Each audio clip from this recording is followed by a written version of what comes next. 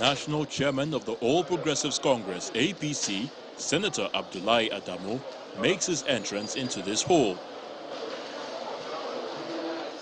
He is here to inaugurate a committee to screen presidential aspirants contesting for the ticket under the APC.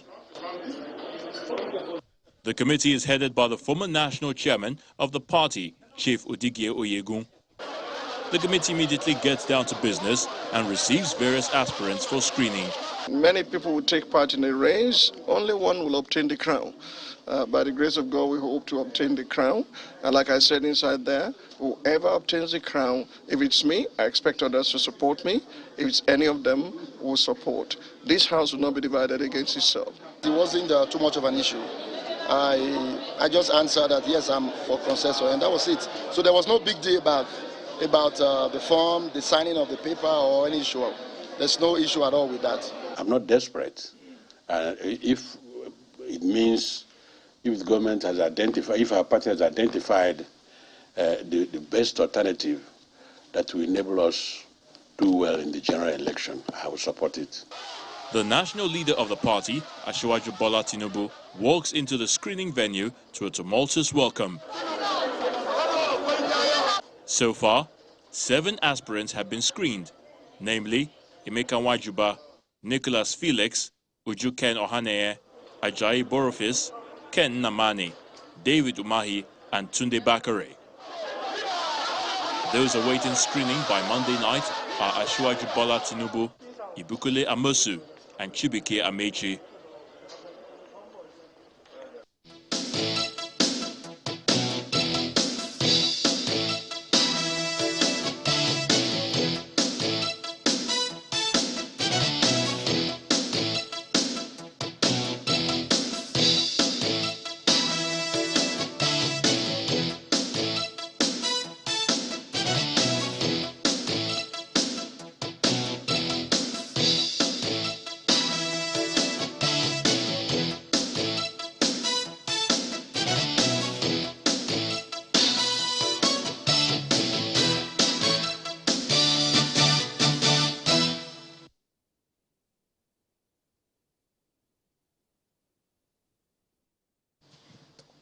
Well, if you've been following the news, you must have seen it by now. And if you didn't catch it yesterday, all of the papers had stories on it this morning.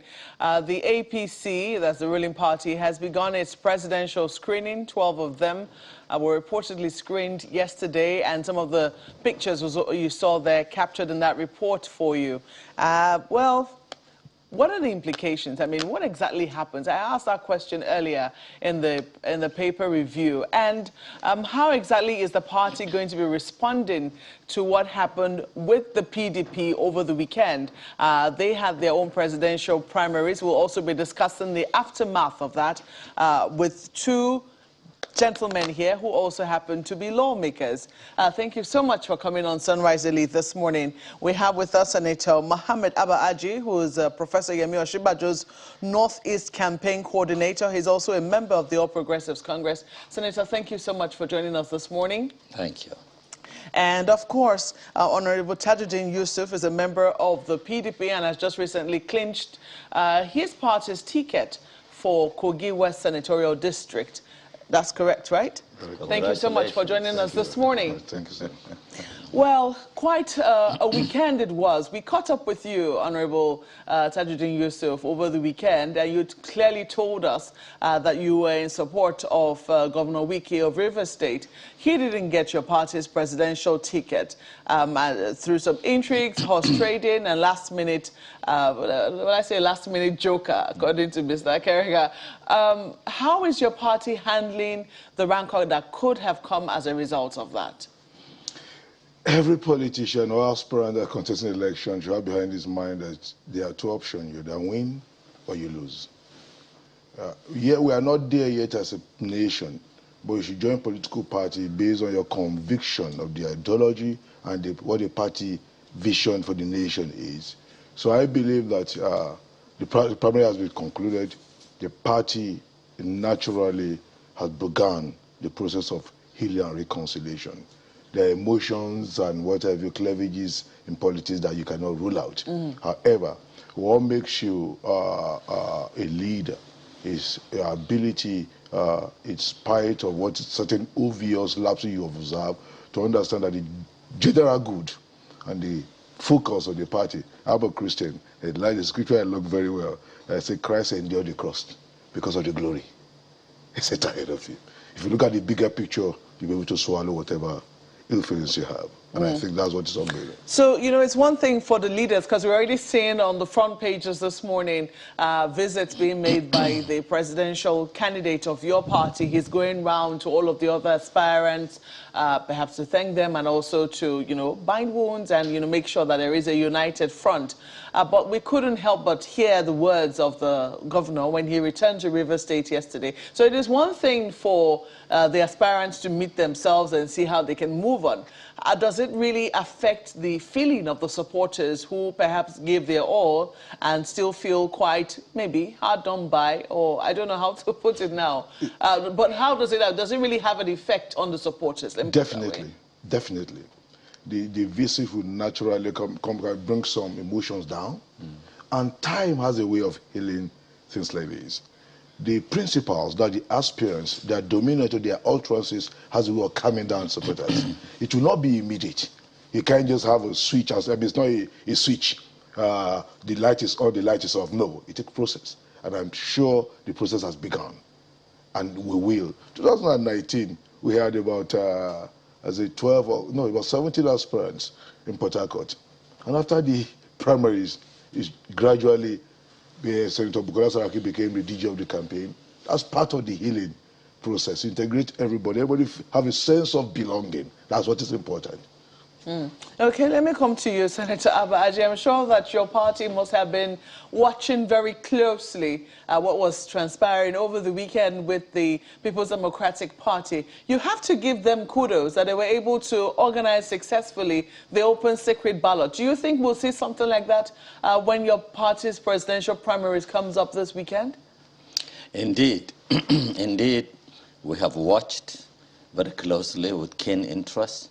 And you are right, we're impressed with the organization of the convention. It was well organized. It was good. It took exactly 6 hours from 6 p.m. to 12 noon. So yes, there are lessons for us from that. But more importantly, there are lessons for the Southwest from the behind the scene. You've mentioned about how Wike, lost and he wasn't expecting to lose, and Honorable has alluded to other factors. But actually what happened is behind the scene actions of northern leaders. It wasn't by accident that Tambuwal withdrew.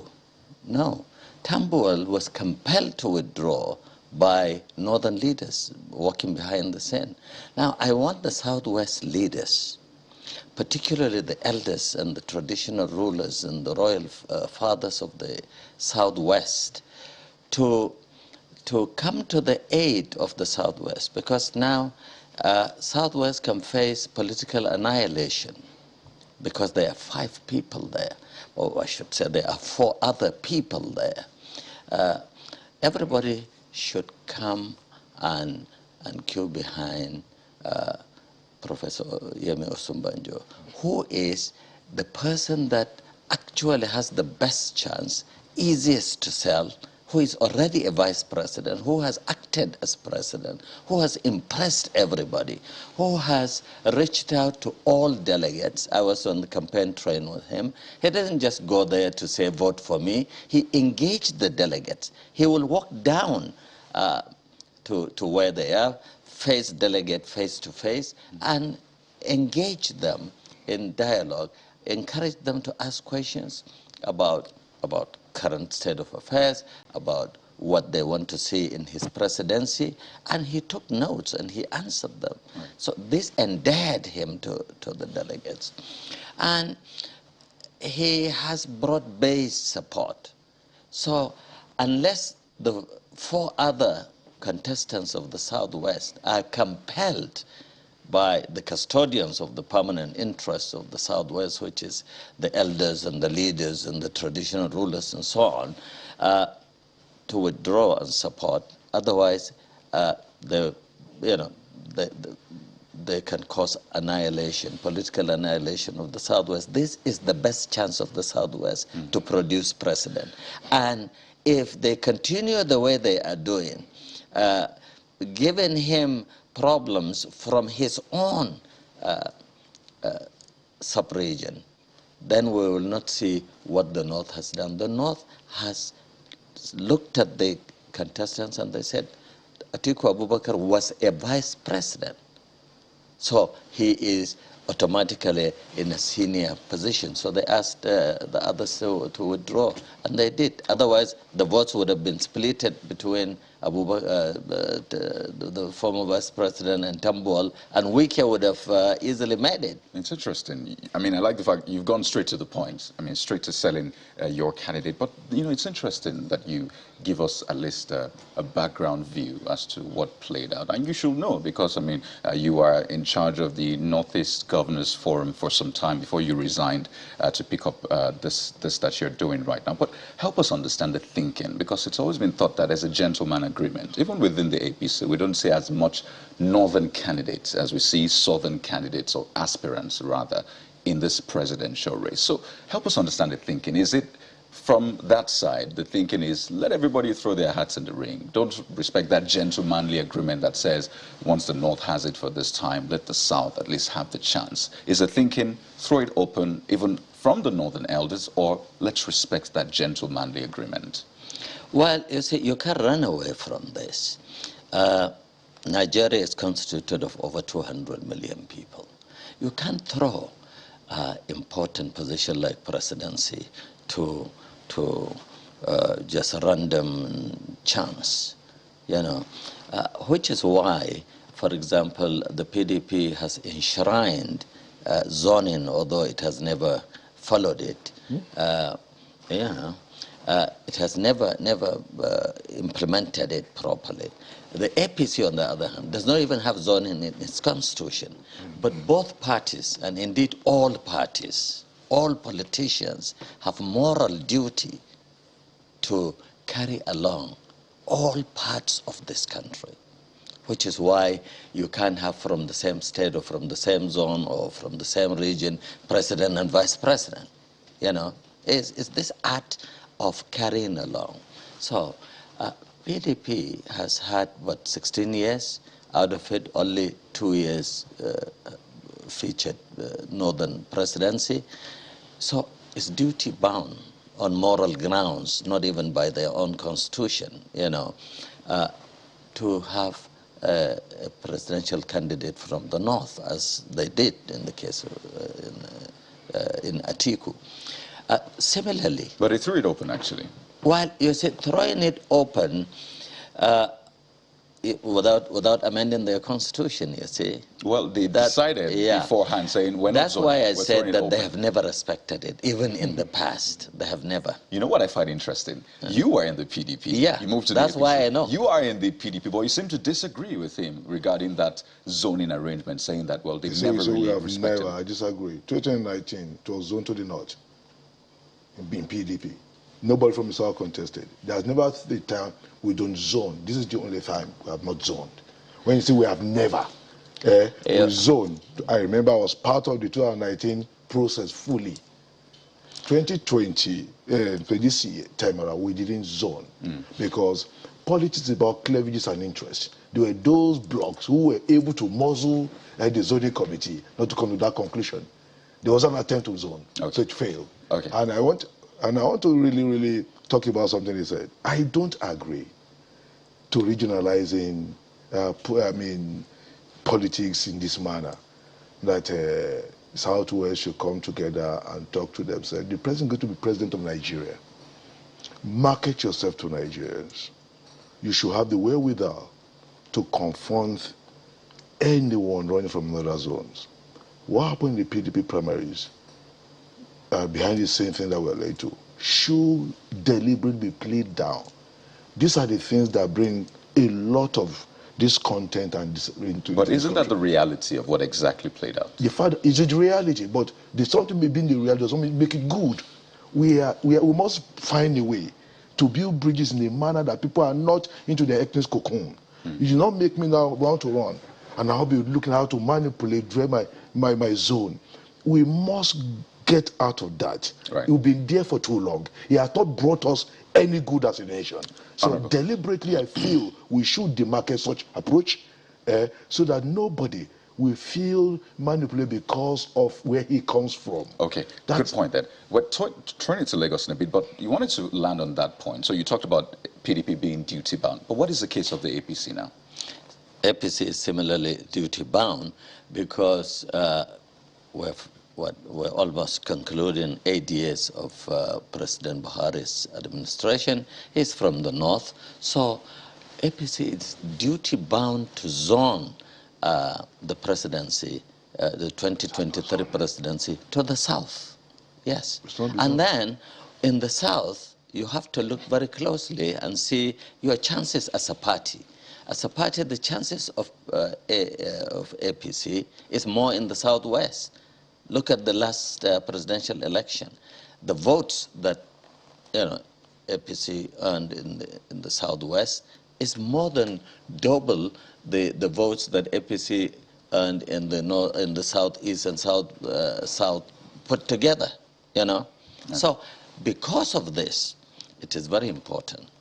In fact, it is almost inevitable to look only into the southwest for the presidential. Okay, Senator, we'll need to throw this to our Lagos studio where my colleagues also have questions for you. Yeah, Senator Aji, let me ask you, I mean, in addition to probably if you had a lot more response concerning what Honorable TJ has said, but when you speak about regions, regional elders playing a particular role, if you look at how it's being reported today, when those elders in the north met, there are those who suggest that it may not have turned out the way it was supposed to be, because now there's this report that Governor Bala Mohammed is in trouble for not agreeing to step down.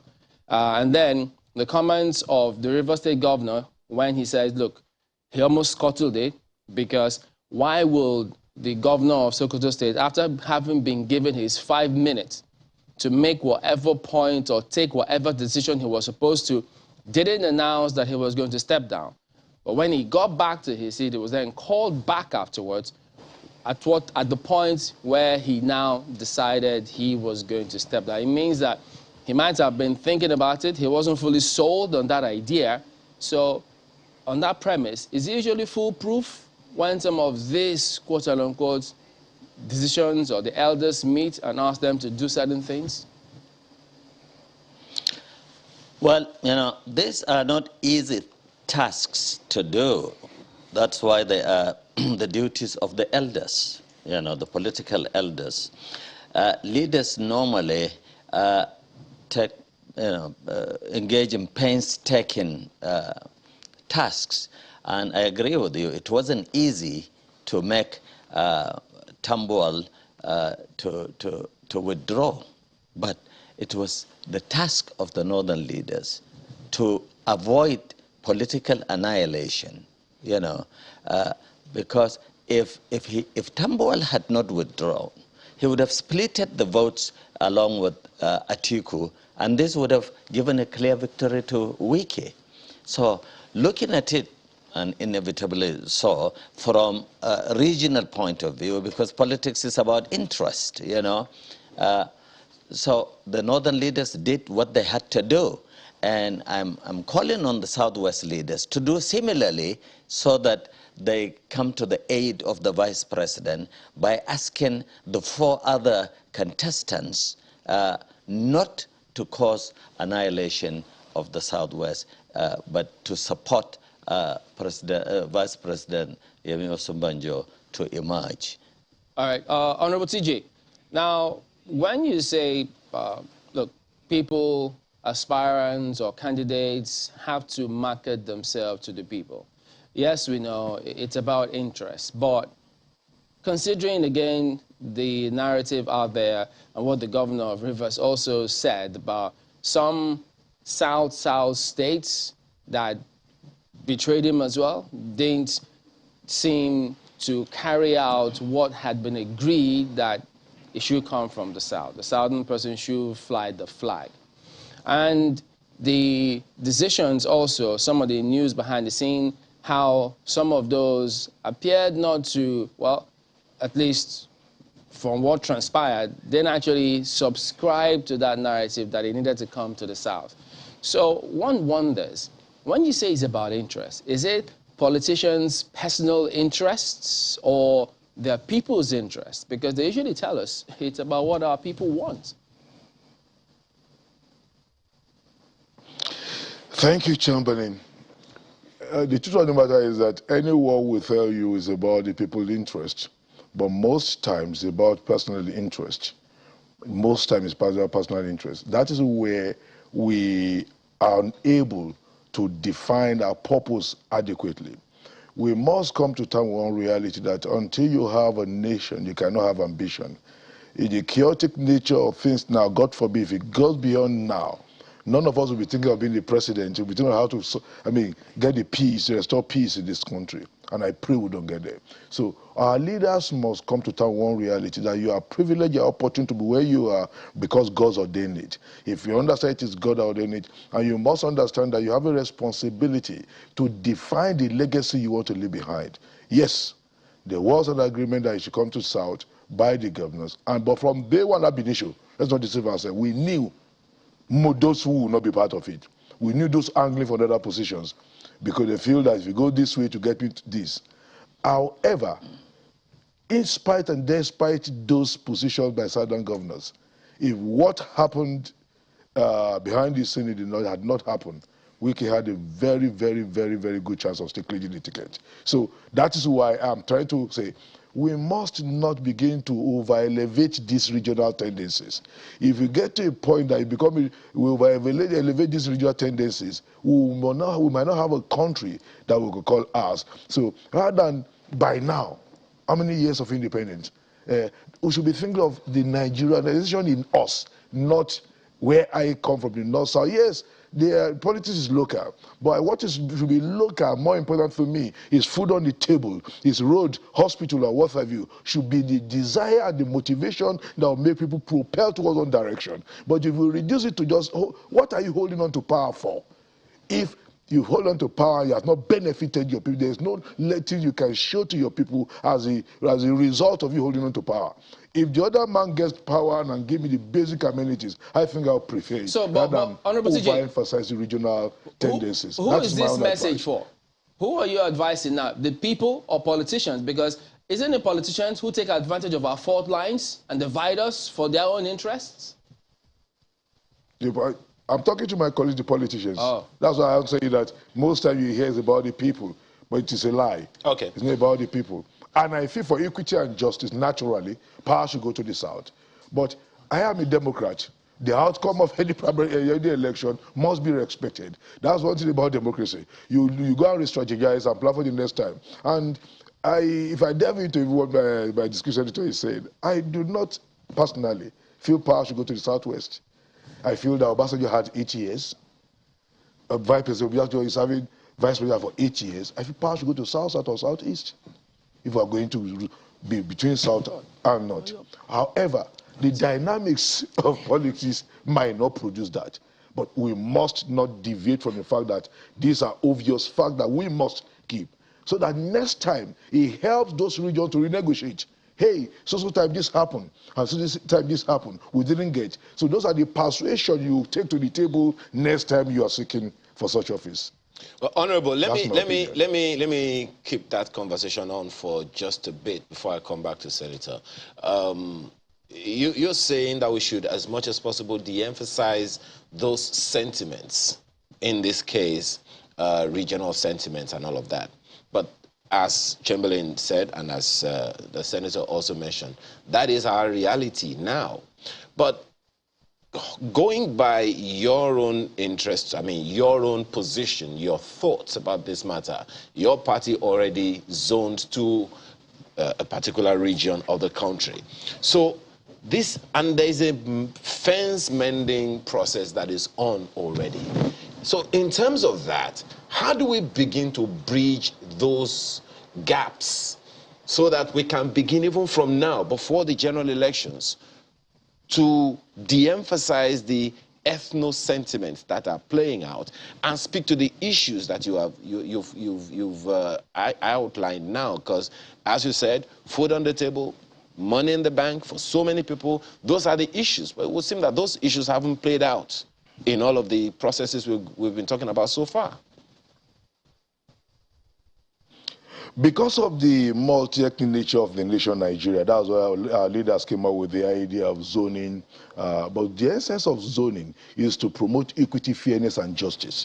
So once the presidential aspirants have emerged, the flag bearer of the party has emerged, it's the responsibility of the party and the leadership to begin to zone other offices that will give a sense of unity and belonging to every other segment of the country. So there are other offices that counts, the vice president, senate president, speaker, what have you. This will help in balancing so that no section of the country will feel left out. So these are the things that help the healing process. But however, my desire is that we will get out of this. But the process must start earnestly. There must be a conscious effort by politicians to see that Nigeria cannot continue this way in 60 years after independence. Will it take us 200 years to learn the rope? We will have a responsibility to de-emphasize these tendencies so that those coming behind us begin to see. Unfortunately, I was a student union leader, and we de-emphasized this as a nouns. I was now SecGen, and I realized that there was a time a Gambo was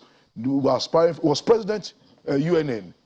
There was a time Henrika was president Ife, Adibugai. And unfortunately, at the larger political spectrum, I'm beginning to see that what NANS had achieved over 30 years ago, we are still struggling. Even the idea of rotation and what have you. NANS started rotation 1980. 1980, way back. So I think the political elders must come to terms with one thing, that, hey, we will not be here in perpetuity. We will leave. What legacy are we leaving behind? Okay. Nobody will be interested in our rhetorics. They will be interested in what we have done. The child will obviously not follow what you say. He will follow what you do. Okay. Well, Senator Aji, let me ask you this one. You know, there are those who are out there looking at all kinds of permutations, all kinds of options open to the APC. The screening is going on now, and so many people are wondering, so what is going to come out of it? One of the issues a number of people are looking at is, historically, it would seem like the APC has always gone a particular route, consensus. Do you see that playing out this time around? Well, consensus is one of the options that are both in the APC Constitution and in the Electoral Act. So, yes, there is statutory backing for consensus as an option. Because of the demographic diversity of our country, it is not easy to always put numbers. That's the responsibility of the leaders. Consensus building, happens in many varied ways. Even the behind the scene activities of the leaders of the North that produced Atiku Abubakar is a sort of consensus building, you see. So consensus is good, and it is one of the responsibilities of a leader to build consensus in everything that is varied, that is diverse, where interests are diverse. And in politics, you know that interests cannot be more diverse than in politics, because we're demographically diverse people, so our interests necessarily vary. So you will find that there are concentric cycles of interest, starting with national interests to regional interests, state, community, and down to personal interests. So in order to manage this diversity, consensus building is a very necessary tool. So I think APC will do very well to engage, continue to engage in consensus, something that it is very good at doing. So, Senator Aji, if the APC does not go the way of consensus, there are still so many lessons to learn from the PDP presidential primary. And as it relates to the APC making its own decisions ahead of its own primary this weekend, even if Southwest regional leaders rally around each other, as you said, the gains will still be too few to consolidate. I say this because 2,300 delegates plus will be electing the APC presidential candidate. Out of that number, 15 states, have the most delegates. Out of 15, 7 are from the north. So even if the Southwest regional leaders rally around each other, and what happened during the PDP presidential primaries repeats itself, then it will be political annihilation for the Southwest yet again.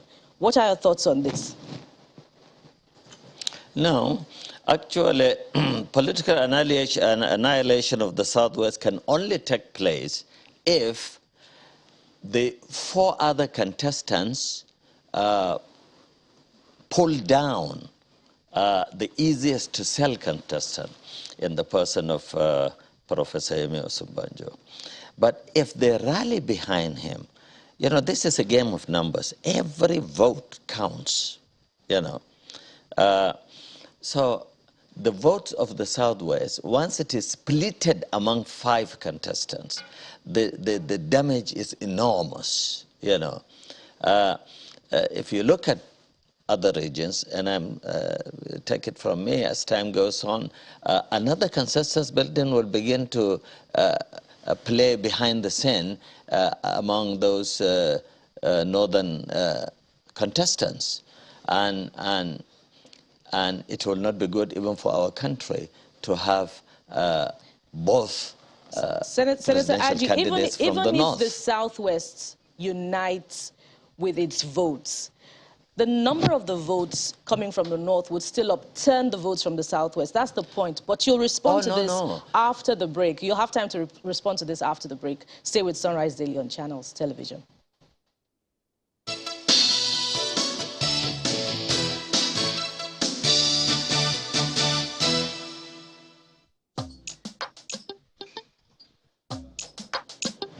Heartburn and indigestion? Try Gestede. My recommendation for the past 26 years, Gestede. Reliable remedy for heartburn, indigestion, flatulence, and acidity.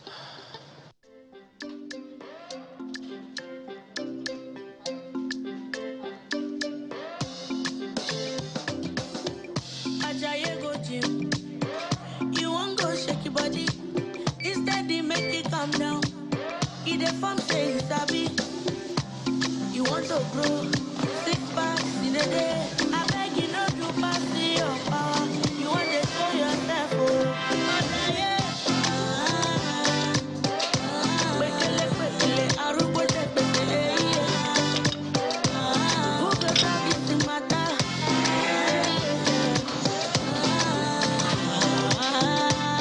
Whatever your size, find it with the new Airtel data plans. Dial *141# now to get the plan that suits you.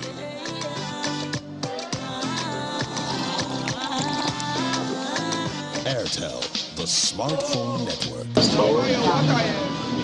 Aisha, you don't see election posters wey full for town? Yes, so election don't near finish. And the people wey full the posters, now same old faces. No woman, no young person. Time don't reach when we go change this kind of thing. As for me, now to enter one political party so that I go join inside people when they make things happen.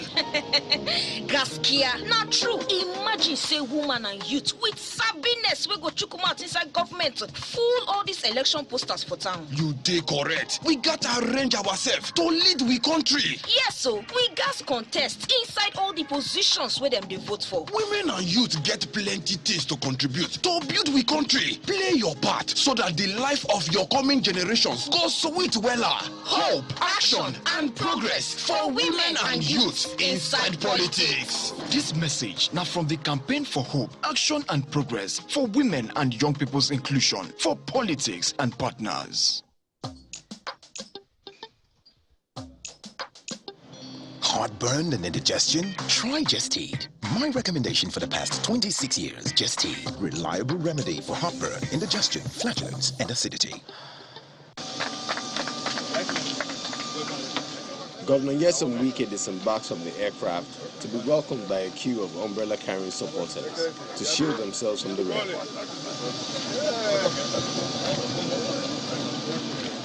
If the governor thought handshakes was all he was getting, the rousing excitement on the streets of Port Harcourt quickly dispelled that notion.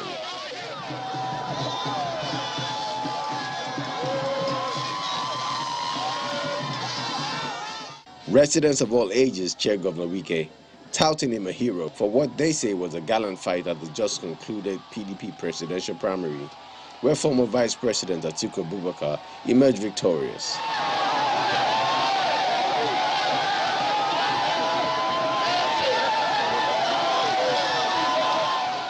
There's more hurrah at the government house. They say although the governor lost, the number he pulled is very encouraging for the region. Niger Delta is happy because you spoke for them. Today, our shoulders are high. We can go anywhere and speak about Rivers people. Your Excellency, you fought a good fight. And you did not lose. Rivers State won. In spite of the accolades, Governor Wike cannot keep his disappointment under his cap. He first hissed at the turn of events that shaped the primary. I've never seen how people can violate procedures, guidelines.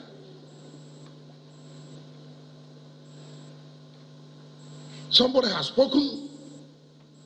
It is at that point he was speaking that he can say, I'm withdrawing. You don't call him back. I just said, look, this our party must not be destroyed. I would have left where I was sitting down. I said, no, this convention can go on. He then berates his South-South counterparts, whom he believes should have stood by him when it mattered most for the region.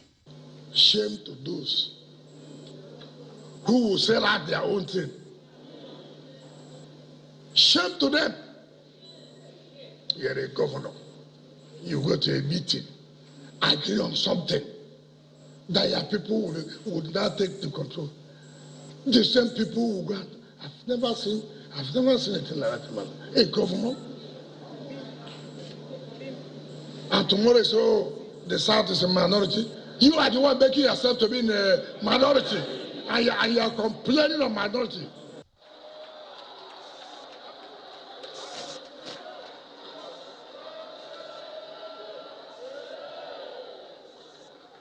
Governor Wike may not have won the presidential ticket, but his supporters are not dampened by the loss, but rather are encouraged by his performance, which they see as a step up in the political profile of not just Rivers State, but other minority groups in the country.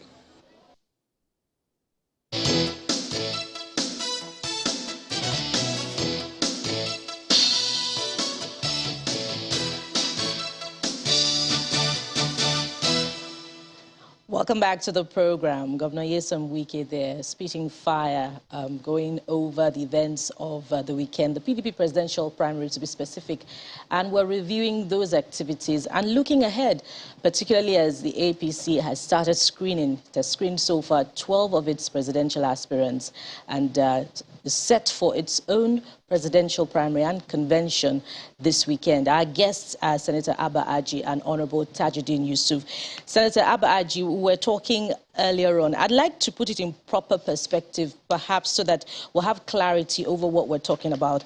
The 7 states that have the highest out of the 15 states that may provide the swing votes for the APC presidential primaries are Adamawa 63, Kebbi has 62, Borno has 81, Katsina has a whopping 102 states, and Kano has even more, 132. So even if the Southwest leaders rally around each other and, group to present one candidate, these swing votes from the North will still determine And if, the northern leaders rally around each other and provide their own strategy, as we saw in the PDP presidential primary, then the gains, as I said earlier, will be too few to consolidate. What are your thoughts?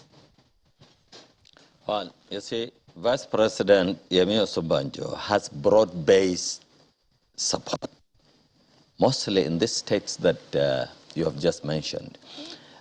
Very, very broad-based. So what I am saying is that his home zone, the Southwest, should not impede that by breaking the votes.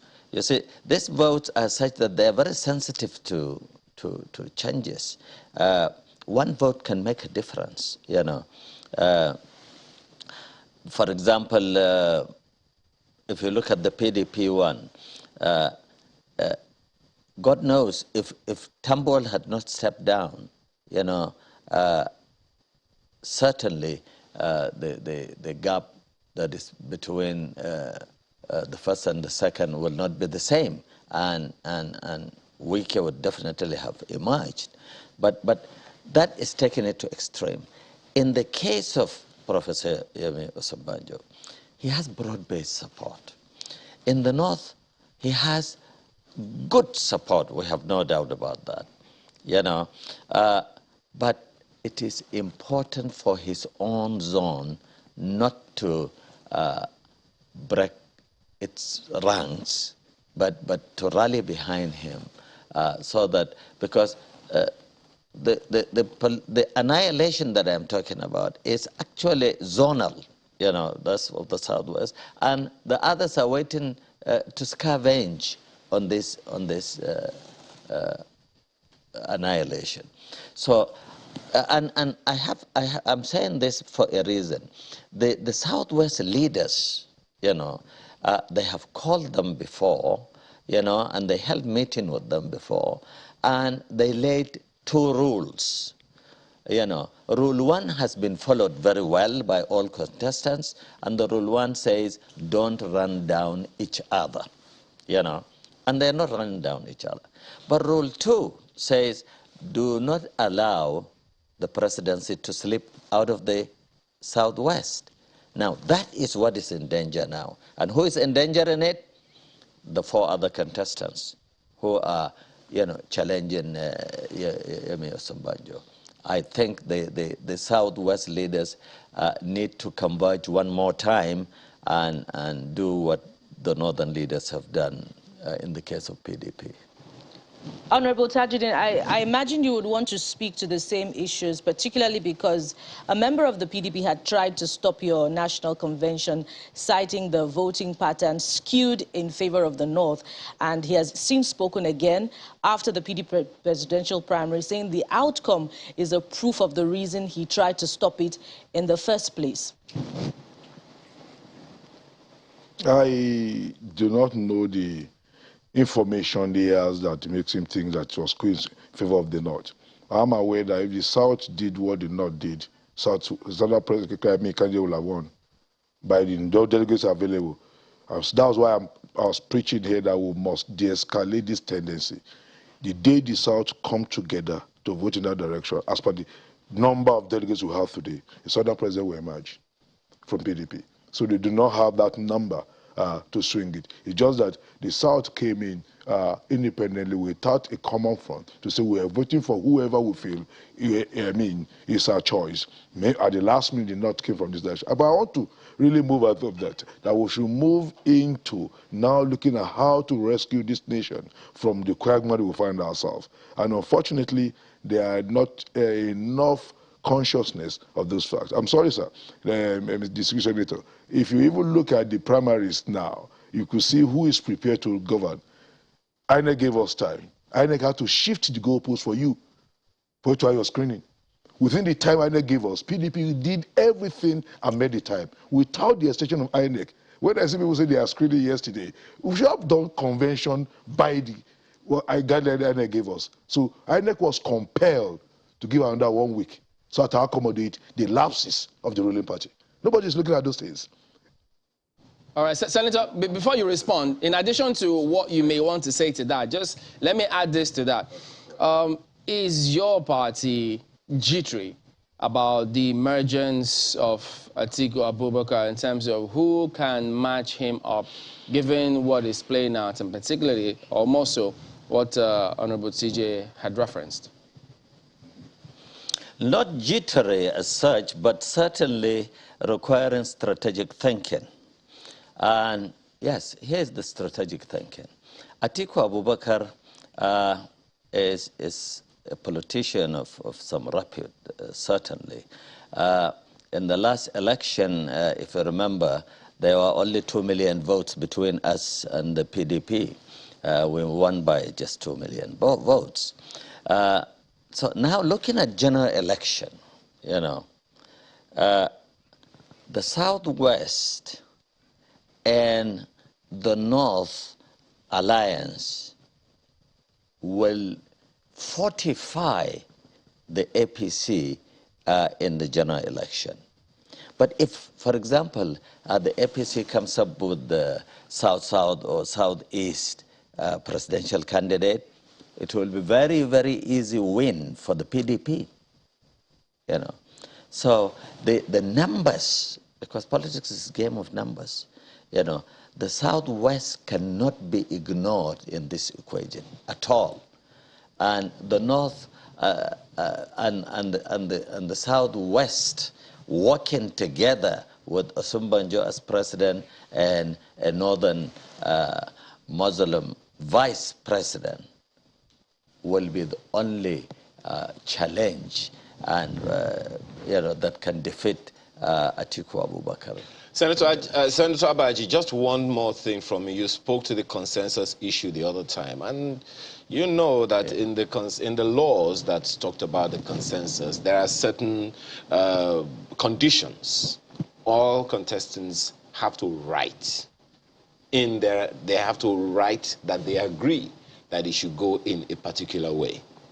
How do you see that playing out, seeing that each of the contestants that are being screened right now by your party have what they call lifelong ambitions, especially the critical ones that you talked about?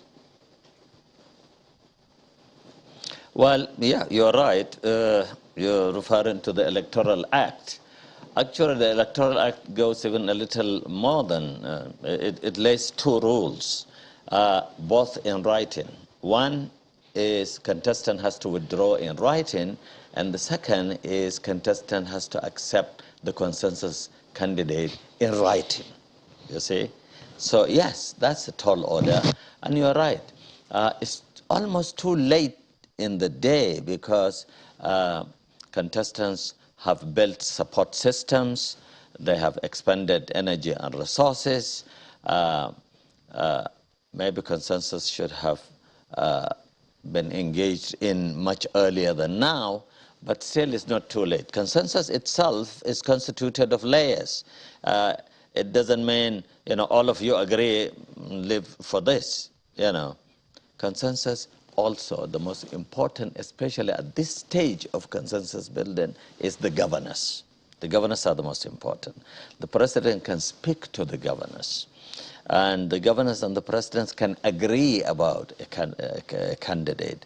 And the governors, in turn, can talk to the delegates, and this where the consensus candidate can pass it, which is different from, if you remember how it played out in the emergence of the national chairman of APC, where the entire decision was made, you know, in the villa.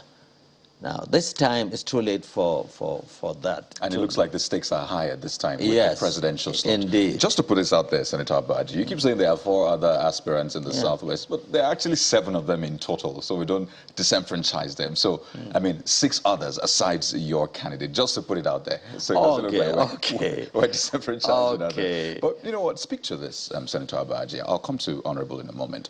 But we've seen the political clout that President Buhari carried around literally in elections before he eventually won. And there'll be questions as to who in the APC currently, which of the aspirants has such appeal, such political clout. I mean, it has been said that for the PDP it was easy to go the Atiku way because he has proven himself in the past. But this is a new foray for the aspirant. So really, who do you think has that much clout that you can at least take it to the bank and say, any day this person can have 14 million votes across Nigeria? It is very, very clear that it is Professor Osinbajo. How? For the reasons that, one, it is the turn of the South as far as APC is concerned, for the reasons that I have explained. The South is dominantly Christian, and he's not only a Christian, but he's a pastor at that. He has no baggage. He doesn't have difficult to explain financial resources. He has the cognate experience. He has been vice president for 7 years. He has been acting president, and he has impressed everybody. And there has never been any disagreement that has been made public between him and his principal, as it played out between, if you remember, Atiku and Obasanjo. You know, he's a very God-fearing person. But he's not been tested at the polls. He has been tested at the polls. I mean, you can't get more tests than being elected as vice president. The only next is the president, and that's why he needs the least push to occupy the seat. You know, Honorable TJ, I kind of share the fears which you have put forward. Do you see the non-zoning, the fact that both major political parties have thrown open their tickets? Right now, in your party, a northern candidate has it, even though he's promised to unify. In fact, one of the biggest points which he continues to throw out there is that he intends to unify the country. Senator Abba has made reference to how the Southwest needs to come together. But the Southwest, when they produced the presidential candidate, never really supported the presidential candidate that was produced. I mean, former President Olusegun Obasanjo did not get the votes of the Southwest to become president. Do you fear that if we have a northern candidate on the part of the PDP and a southern candidate on the part of the APC, do you think it puts our unity in danger, given what just happened within your own political party? No, but just raise some flag more. It will raise some flag more. And I really want to correct some impression. Nobody, no region can go it alone. President Buhari had so-called 12, 13 million votes for how many elections? Until there was a handshake to the south, he never won. No region can go it alone. We must come to this reality. You need the buy-in of the other region to become president of Nigeria. No matter how popular you are, no matter how strong you are in your base, I use President Buhari 11, 12, 13 million consistently for 3 elections. He never emerged. So with that background, we must understand that yes, these things will raise certain flag. And that's my fear, that at this time of our nationhood, we should not be overemphasizing this thing. It should not be the major reason or determinant of who emerges as president. It is true, but given as campaign goes, I mean, yes, you have made the point that no region can go it alone, but we've seen just how an entire region felt alienated as a result of how the 2015 elections went, and we're still yet to recover from that. In fact, part of the agitations that we're facing in 2023 elections is that the presidency should come from that region. That said, you know how dirty political campaigns get and how base they can get. When push comes to shove between the APC and the PDP, yes, there are many other candidates are coming up on other political parties, but these two parties, given their antecedents, do you fear that it could portend danger for our unity? It's the responsibility of the leaders, the utterances, the dominion that will determine if we go to the edge. That region that felt marginalized you're talking about, I lay the blame at the doorstep from President Buhari. When he emerged, there are certain things he said at the beginning that further fueled that position. When he went to the US, there was no basis to do 95% analysis. So those things stuck with those people. and it became difficult to get out of it. So our leaders must understand that once you get to this level, there are no flippant words. Anything you say, because there are a lot of emotions attached to it. So the leaders of the two political parties must understand the fact that we must have a nation first before you can become president. So that our utterances, our position will determine that it is possible we go into flame. It is possible we're able to calm our nerves and have a nation we can begin to build together.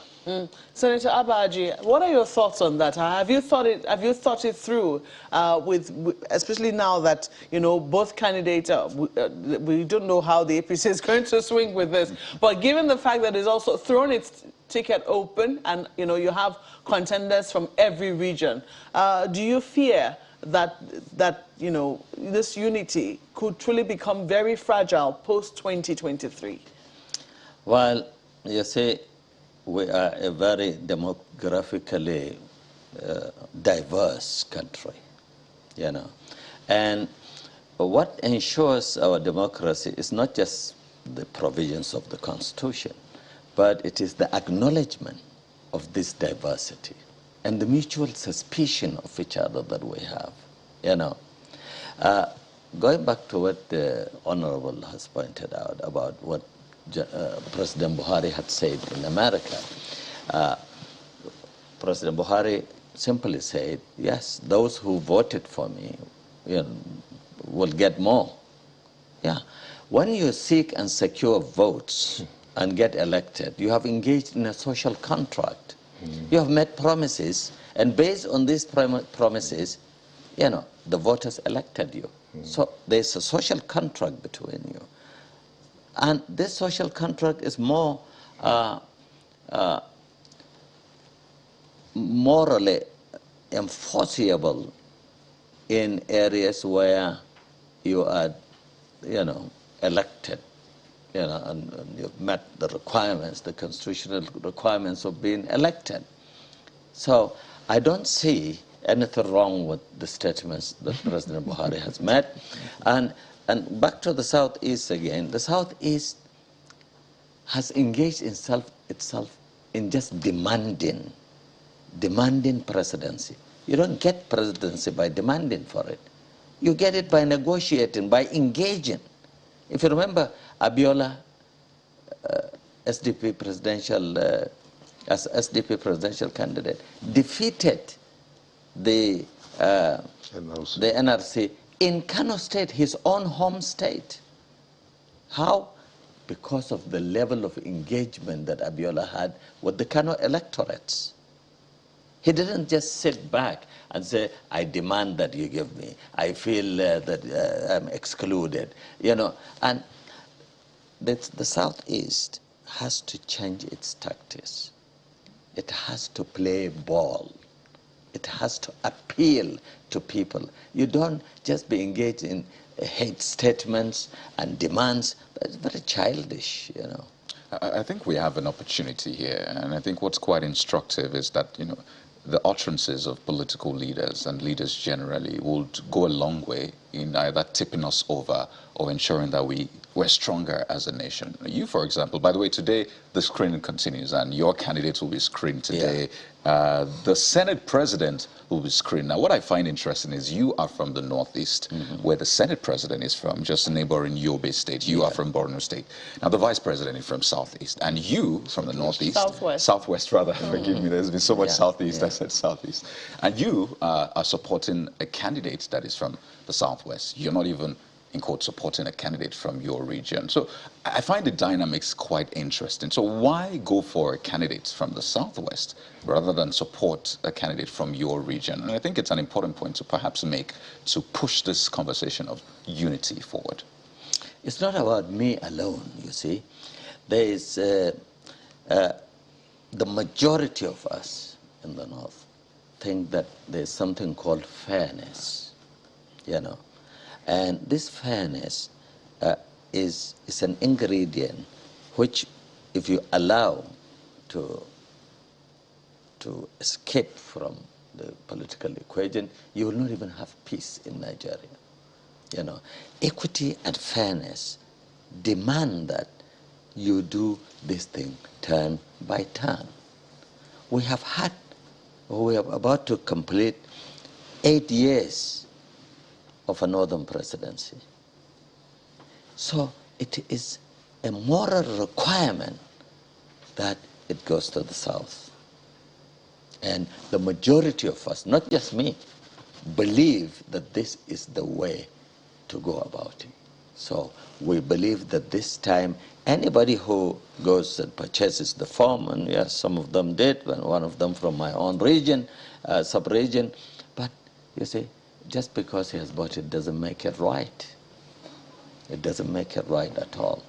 What is right is to allow the presidency, after spending 8 years in the north, to go and spend 8 years in the south. Then when you look at the south, then you look at also your chances, because you've mentioned earlier that Atiku Abubakar is not a pushover. I agree with you. So who do you take from the south? You have to take somebody that can defeat, hands down, the PDP candidate. And to do that, you need your best. And the best now is Professor Yusuf. I can't help but notice Honorable TJ smiling, but just quickly follow up on that one. Will your candidate be willing to go the consensus way, saying, you know what, we have thought about this and we maybe think it should go your way or otherwise? Is he open to all options? Professor Osinbajo is a team player. He's a team player, and he's a man of God. He's very God-fearing, and he believes that power belongs to God, and he gives it to whoever. So he is quite willing to play in this consensus building, and indeed he's even part of it. You know, we have only one presidency, right, and he's the vice president, so he is part of the consensus building, certainly. Honorable TJ Yusuf, there are questions as to who will be the vice presidential, the running mate for Mr. Atiku Abubakar. There have been a couple of names. In fact, the name of Governor Wike came out yesterday, and I wonder, what is it thinking within the party in terms of the person, the pedigree, the temperament, and all that, such that you can capture as much votes? Because you said you can't do it alone, so you need at least the votes of other areas. So what is it thinking now currently in the party? I think the process has begun. Leaders are meeting. There are a lot of names being branded around. But more importantly, there's who is adding value to the ticket. What are you bringing to the table in terms of vote, in terms of experience, resources, and what have you? That will determine. The party has a lot of very, very sound and qualified men who could feel that. But I want to delve into something that the Senator said about the vote of Southwest and the what have you. I'm a student of politics, and I've checked. The Southwest has never produced good vote in presidential election.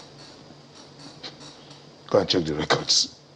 They never produced what? Good vote in presidential election. Why do you mean good? What do you mean When I mean good votes? there's always contestation in Southwest, so much so that what you get the difference between the political parties in Southwest are always 2%, 3%, and what have you. And the volume of vote compared to government election is always lower in presidential election. But some people will say that there is a reason why the Southwest is regarded as politically sophisticated. So that is why yes, they cannot put that kind of volume of vote. So that's what I'm trying to put that.